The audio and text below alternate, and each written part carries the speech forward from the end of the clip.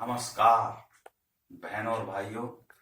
भूगोल की ज्ञान सागर यात्रा में आपका एक बार फिर से स्वागत है। मित्रों व प्यारे बच्चों, आपके लिए मैं आज एक अनोखी वीडियो लेके आया हूं जिसमें आप जानेंगे महासागर और महाद्वीप क्या हैं, इस संसार में पृथ्वी पर इनका कैसे बंटवारा हुआ है, इनकी उत्पत्ति कैसे हुई और ये हमारे जीवन में क्या योगदान देते हैं, इनसे हमारा जीवन कैसे प्रभावित होता है, कैसे हमारे दैनिक जीवन में इनसे उथल पुथल होती है और कैसे ये हमारे लिए वरदान हो जाते हैं और कैसे ये हमारे लिए अभिशाप बन जाते हैं जिन्हें आपदा कहते हैं। ये जो मैं बातें बता रहा हूं ये एनसीईआरटी की जो नया सिलेबस आया है वो छठी की जो क्लासों से जो शुरुआत हुई है उस बेस को मैं बता रहा हूं, क्योंकि इसका कोई अथाय नहीं है। इसकी कोई अगर मैं चर्चा करने लगूं तो एक साल में भी बोलता रहूं तब भी इस पर कोई अंत नहीं हो सकता। लेकिन फिलहाल मैं इनकी बेस बता रहा हूं जो छोटे बच्चों के दिमाग में अच्छी तरह से जम जाते हैं। जब वे बड़े होते हैं तो वे बड़ा विषय भी समझ जाते हैं। तो फिलहाल वीडियो को ज्यादा लंबा ना करते हुए ये मैंने इसको बताई कि ये वीडियो क्यों बनाई जा रही है।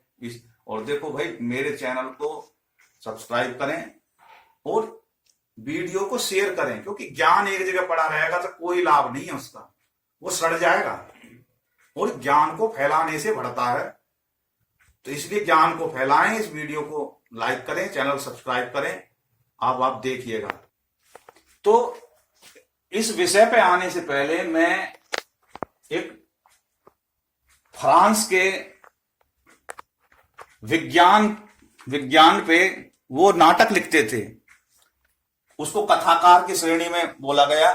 उसके बारे में बता दूं कि उन्होंने जो है इस सागर के बारे में, समुद्र के बारे में क्या कहा और वो ऐसा क्यों कह रहे थे। क्योंकि उनका जो इतिहास को देखें तो मैं 1 मिनट में उसकी बात बता दूं कि वे फ्रांस के रहने वाले थे और उनका जो घर था वो सागर के तट पे था। जो नाथ जो शहर है वो उनका जो था वो समुद्र के तट पे था। वे 4-5 भाई बहन थे और उनके पिताजी चाहते थे कि वो जो है एक वकील बने, इसलिए वो पेरिस गए। वहां उन्होंने एडमिशन भी ले लिया, लेकिन उनकी रुचि वहां ना लग के वो वहां पे जो नाटक होते थे उनको देखा करते थे, फिक्शनों को देखा करते थे। फिर उनके भी विचार आया कि मैं भी ऐसे ऐसे लिखूं।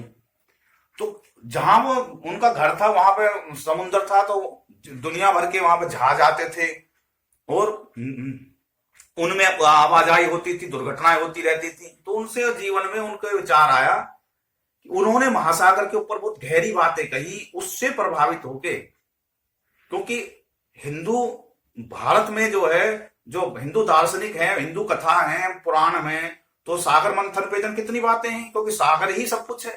तो उनकी बातों उनको तो हमें पता ही है, लेकिन एक विदेशी आदमी जो महासागर के बारे में कह रहा है उससे प्रभावित होकर हमारी किताब में, उसमें एनसीईआरटी की छठी किताब में उसको जगह दे दी गई। तो उन्होंने क्या कहा, ध्यान से सुने, बड़ी गहराई की बात है, सारी बातें इसी में ही निकल के पाठ खत्म हो जाएगा। उन्होंने कहा कि जो महासागर है, उन्होंने कहा कि महासागर ही सब कुछ है। यह पृथ्वी के 7/10 भाग पर है। उनके अनुसार पृथ्वी के 7/10वें भाग पे है और यह एक निर्जन स्थान है। लेकिन मनुष्य अगर यहां इसमें पहुंच जाए तो वह अपने निर्जन होने के बावजूद भी अपने आसपास में जीवन को देखेगा और इसके जो श्वास है वो स्वस्थ है। इसका जो सांस जो लेता है बिल्कुल स्वस्थ है। और ये कहा कि ये ही अपने में सब कुछ है।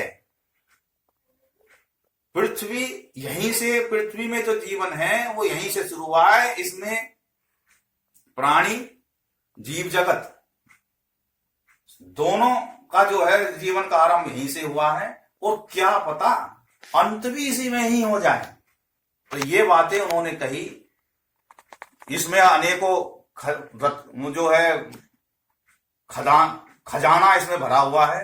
तो इतनी विस्तार से बातें इन्होंने कही कि भैया जीवन की शुरुआत सागर है और अंत भी यही ना हो जाए। तो ये बातें उन्होंने कही, तो यही अपने आप में सागर की और महासागर इनकी जो है जीवन की पूर्णता कर देती है।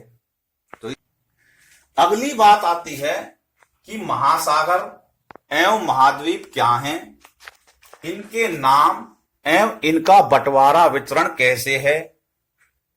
अगली बात फिर है महासागर एवं महाद्वीप पृथ्वी पर जीवन को, जिसमें कि मानव जीवन भी है, सम्मिलित है, किस प्रकार प्रभावित करता है।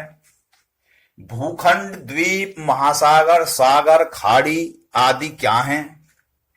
महासागर और आपदाएं, महासागर और आपदाएं क्या हैं। महासागर में जो आपदाएं होती हैं, चक्रवात जिनमें मुख्य क्या है, सुनामी होती हैं, और जल का बंटवारा और महाद्वीप का बंटवारा कैसे हुआ। ये जो है मेरे विषय हैं जिन पे मैं चर्चा करूंगा, समझाऊंगा कि कैसे जो है ये जो है हो रहा है। तो सबसे पहले बात आती है कि महासागर क्या है, ये कैसे पैदा हुआ और ये हमारे जीवन में कैसे उथल पुथल करता है और इसका बंटवारा कैसे है। तो सबसे पहले बात आती है कि महासागर बने कैसे। जब ग्रह का निर्माण हो रहा था, पृथ्वी के ग्रह का निर्माण हो रहा था, तो ये सूरज का वहां जो विस्फोट हुआ, ये हमारी जो किताबें हैं उनमें लिखा हुआ है। और वैसे भी ग्रहों का जब मैंने बातें बताई थी कि भाई ग्रह ब्रह्मांड में कैसे बनते हैं, क्षुद्र ग्रह कैसे बनते हैं, बड़े ग्रह वो कैसे बन जाते हैं, तो जब आकाश में तूफान आते रहते हैं और आपस में टकराने से नए ग्रह का निर्माण होता रहता है। तो ऐसे पृथ्वी का जब निर्माण हुआ तो शुरुआत अवस्था में वहां आग लगी हुई थी, गैसें फैली हुई थी और एक व्यवस्था कुछ नहीं थी वहां पे। उस समय पे क्या हुआ, वो जब गैसें ठंडी हुई, वो बादल का निर्माण हुआ, वायुमंडल बना और बारिश शुरू हो गई। तो वो जो ग्रह था उन पे जब बारिश शुरू हो गई तो जहां पे झील देखी, पानी इकट्ठा होना शुरू हो गया। तो वहां पे विशाल गड्ढे थे, तो उन गड्ढों में पानी भरने लगा और ऐसा कहा जाता है कि पूरी पृथ्वी पानी में ही डूब गई। वो जो पृथ्वी पानी में डूब गई वो ही महासागर कहलाए, यानी पूरी पृथ्वी में पानी पानी हो गया। और जो झील वाले एरिया थे उनमें ज्यादा पानी भर गया, पानी का कोई निकासी की व्यवस्था नहीं थी, गड्ढों में पानी भर गया, जैसे हमारे पोखरों में पानी भर जाते हैं। तो एक विशाल जगह जिसकी कोई थाह नहीं है, उस पानी में जो भर गया उसको महासागर कहलाया। धीरे धीरे सूरज के ताप से वो पानी कुछ उड़ने लगा हवा में और कुछ धीरे धीरे उसी पानी में जीव जंतु भी पैदा हो गए। जीव जंतु पैदा हो गए, वहां से जीवन शुरू हो गया और वनस्पतियां उसी सागर में पैदा होने लगी। तो ये जो विशाल जल निधि है इसी को ही महासागर कहते हैं। अब जीवन कैसे शुरू हुआ यहां से और पृथ्वी कैसे बनी, ये सुनो। जो जगह खाली होती चली गई, क्योंकि पृथ्वी की संरचना ऐसी है, बारिश बंद हो गई तो धीरे धीरे पानी की भी जो बहना, पानी जो आता था सागर में, जो आता था महासागर में, वो भी कम होने लगा। तो कुछ जगह उसकी खाली होने लगी। जो धीरे धीरे जो स्थल चारों तरफ से घिरे हुए खाली होने लगे उनको कहने लगे द्वीप। क्या कहने लगे? द्वीप। यानी कि वो जगह जो चारों तरफ से पानी से घिरी हुई है और वो थोड़ा सा उथला सा एरिया जो निकला वो कहलाए द्वीप। अब वो जो द्वीप में जो भूमि थी, यानी कि भूमि का एक जो खंड बना वो कहलाया भूखंड। क्या कहलाया? भूखंड। और वो भूखंड जैसे जैसे यानी कि द्वीपों कई जो खाली जगह थी वो धीरे धीरे बढ़ने लगी। वो जो भूखंडों का जो एरिया था वो भी धीरे धीरे बढ़ने लगा। यानी कि जो भूखंड था जो शुरुआत में छोटा सा था उसकी संख्या जब बढ़ने लगी, उसका एरिया जब बढ़ने लगा, विशाल होने लगा, तो जो विशाल भूखंड को कहलाया महाद्वीप। यानी कि जो द्वीप थे उनमें जो खाली जगह आई वो भूखंड कहलाई, और भूखंड का जो ज्यादा एरिया जो बना वो कहलाया महाद्वीप। यानी कि पानी चारों, और जो महाद्वीप जब खत्म होते हैं तो उसके चारों तरफ भी पानी आ जाता है। वो महासागर का ही हिस्सा थे। तो यानी कि जीवन की शुरुआत कहां से हुई? महासागर से ही हुई। आगे अब क्या हुआ? जैसे जैसे भूखंड बढ़ने लगे तो सागर की जो महासागर था जो पहले पूरा एक था उसकी भी सीमाबंदी होने लगी कि भाई ये तो यहां से टकरा रहा है, ये यहां टकरा रहा है। और वो जो जगह थी, जो भूखंड बढ़ने लगा, महाद्वीप जो बढ़ने लगे, उनकी संख्या भी धीरे धीरे निरंतर बढ़ने लगी। तो इस व्यवस्था को सुचारू करने के लिए उनके नाम दिए जाने लगे कि भाई तेरे एरिया में जो ये पानी है इसका इस जगह को ये कहेंगे, उस जो तुम्हारे एरिया में जो पड़ रहा है इसको जो है ये नाम दिया जाएगा ताकि पहचान हो सके। धीरे धीरे इस तरीके से पृथ्वी में नामकरण होने लगा। भाई नाम कौन रखेगा? मनुष्य ही रखेंगे, कुत्ता बिल्ली तो रखेंगे नहीं कि भाई तू तेरा नाम रख दूं मैं। तो जब मनुष्य की जो है जन्म हुआ यहाँ पे पृथ्वी पे, तो उन्होंने नामकरण करना शुरू कर दिया। मनुष्य की आदत है कब्जा करने की, जगह पे कब्जा करने की, तो धीरे धीरे कब्जा शुरू होने लगा। फिर ये विषय अलग है, मैं ज्यादा गहराई में नहीं जा रहा। तो इस तरीके से नामकरण शुरू हो गया। तो ये जो मैं नाम क्या रखेगा ये बाद में बताऊंगा, दूसरे प्रश्न के उत्तर में बताऊंगा। पहले मैं बता रहा हूं महासागर कैसे बने। अब महासागर में हो गए, महासागर में होता क्या है? महासागर में चारों तरफ पानी रहता है और उसके भीतर दुनिया भर के दो तरह के जगत होता है वहां पे। एक वनस्पति जगत होता है और एक होता है जीव जगत। जो वनस्पति जगत होता है उसके पानी के भीतर उसमें जो है दुनिया भर की अलग अलग वैरायटी की शैवाल होती है। ये दवाइयों में काम आती हैं, जड़ी बूटी होती हैं। ये पानी के भीतर एक तरह के जंगल रहता है। पानी के जो भीतर जमीन, जो पानी के भीतर की जो समुद्र की जो जमीन है उसमें जंगल रहता है शैवालों का। शैवाल क्या होती है? काई होती है एक तरह की, और काई वो एक जगह चिपटते चिपटते चिपटते और वो पेड़ों का श्रेणी में आ जाती है। उसी में ही ऐसे लगते हैं जैसे पेड़ हैं, वो चिपक के। शैवाल बोलते हैं उनको। मूंगे होते हैं, मूंगा, उसी की वैरायटी में। इस तरीके से वहां पे वनस्पति जगत होता है जिनके अनेकों नाम हैं। दूसरा होता है प्राणी जगत। जो महासागर का प्राणी जगत होता है उसमें क्या होते हैं? दुनिया भर की रंग बिरंगी मछलियां होती हैं, अलग अलग तरह के उनके नाम हैं। कुछ छोटी हैं, कुछ बड़ी हैं। अलग अलग प्रकार के कछुए होते हैं। यानी कि जो समुद्र में जो चीजें रहती हैं, जो जीव जंतु रहते हैं, वो उसमें रहते हैं। हमारे यहां पे तो भारत में आध्यात्मिक जगत में जो अनेकों प्रकार की स्तुति करी गई है, और भारत की जो नौसेना है वो भी उससे प्रभावित नहीं है। सन्नो वरुणे, सन्नो वरुणे, समनो वरुणे, इस तरीके से एक उक्ति दी हुई है जो भारत के नौसेना का जो प्रतीक चिन्ह है उसमें ये अंकित है।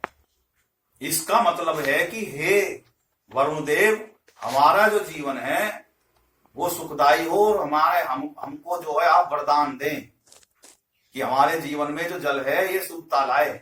ये जो है उसमें स्तुति करी गई है। तो खैर ये इस विषय पर मैं ज्यादा ना जा रहा, तो अगला जो विषय है वो मैं लेता हूं। अब तक मैं ये जूलियस बर्दे कौन थे और इन्होंने क्या कहा महासागर के बारे में वो बता दिया। महासागर एवं महाद्वीप क्या हैं ये मैं बता दिया। इनके नाम क्या हैं ये अभी रह रहा है, और इनका वितरण बंटवारा कैसे होगा ये मैं बाद में बताऊंगा। इसके बाद में ये बता दूं, क्योंकि विषय चला हुआ है कि महासागर और महाद्वीप पर पृथ्वी का जीवन और मानव जीवन भी सम्मिलित है, किस प्रकार प्रभावित है। तो अब मैंने बताया कि महासागर से संसार कैसे प्रभावित हो, तो मैंने बताया कि महासागर से कैसे जीवन प्रभावित है, तो मनुष्य कैसे प्रभावित होते हैं वो सुनो। क्योंकि महासागर जो है उससे क्या होता है कि चारों तरफ समुद्र है उसमें, तो सूरज का जब ताप पड़ता है समुद्र का पानी आसमान में उड़ता है, जब वो ठंडा हो जाता है तो वही बारिश के रूप में बरसता है। महाद्वीपों पे ये पहाड़ बने हुए हैं, पर्वत बने हुए हैं, वहां जब पानी बरसता है तो वहां से पानी नदियों का रूप लेके जो लोग बागों की पूरे संसार की प्यास हो जाता है। भूमि के अंदर वही पानी इकट्ठा होके भूजल बन जाता है। तो जब बारिश खत्म हो जाती है उसके बाद में वो बचे हुए जीवन में उनकी प्यास हो जाता है। तो हुआ ने प्रभाव यानी कि जो भी वायुमंडल का निर्माण होता है, जो बारिश होती है वो महासागरों के कारण ही होती है। और महासागर हमारे जो पानी के प्यास बुझाने के मुख्य स्रोत हैं, लेकिन वैसे तो महासागर का पानी खारा है, पीने योग्य नहीं है, लेकिन वो शुद्ध होकर आसमान में जा रहा है, वो हमारी प्यास बुझा रहा है। दूसरा है वहां से जो गर्म हवाएं उठती हैं उससे वायुमंडल में उथल पुथल होती है और उससे चक्रवात का ही निर्माण होता है। चक्रवात का निर्माण से क्या होते हैं, तूफान आंधी उत्पात होते हैं। और जब इनका सिलसिला समुद्र के भीतर की गहराइयों में जब भूकंप आने लगते हैं, ज्वालामुखी फटने लगती हैं, तो उसी को ही सुनामी कहते हैं। एक हलचल समुद्र में होने लगती है और ऊंची ऊंची लहरें उठने लगती हैं। वे लहरें बहुत ऊंची रहती हैं, जो भी उनके संपर्क में आता है तबाह हो जाता है, बर्बाद हो जाता है। इसलिए ये आपदा बन जाते हैं, महासागरीय आपदा इनको कहते हैं। तो हुआ ने हमारा जीवन प्रभावित समुद्र सागर से। अब इसमें रटने की क्या बात है, बच्चे किताब लेकर रटते रहते हैं। अरे भाई समझोगे तो अपने आप लिख दोगे 1000 पन्नों में भी, कथा खत्म नहीं होगी। रटने की बजाय समझने की कोशिश करो कि ये बलाय क्या है। तो मैंने बता दिया कि कैसे जीवन प्रभावित होता है।